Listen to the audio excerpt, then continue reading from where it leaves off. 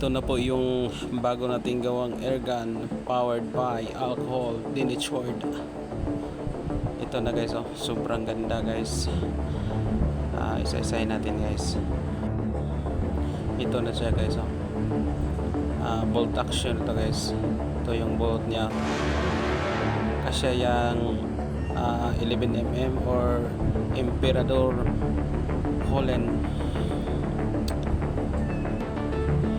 Ito yung ginawa kong silencer guys, sa full scrap materials lang, galing sa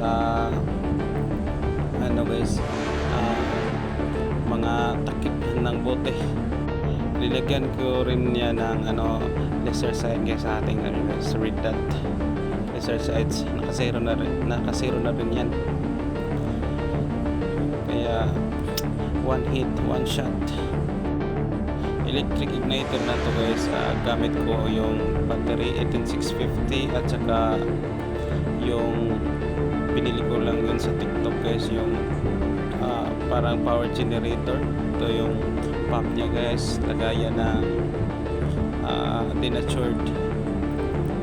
Din sa bat guys, customize ko, nilagyan ko yung binutasan ko, tapos dun ko ilagay yung mga extra MP Holland, kasi yung mga 30 pieces ata guys. Daming laman, kaya hindi ka na magdadala ng mga extra Holland. Lagay mo na lang yun sa bat. Pasok mo na. Dami yung makasya. Pasok mga 30 pieces.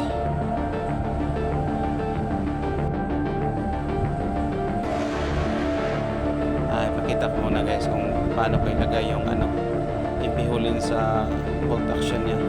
Yan guys, oh, kasya lang kasya, hindi yan malalaglag. Pag ipapapok mo, malaglag talaga. Nandito man tayo sa loob guys, hindi lang natin ilagay ng bala, tapos i-fire natin. Ganyan lang, open bolt, tapos lagay ng bala, tapos close bolt. Ibalik ko muna guys. Test fire natin ha. Hanap tayo ng pwesto. Ito, ipump natin ng mga 3 beses lang, okay na yun. Sa 2, 3, tapos bang, super ganda. Hindi talaga pala yan.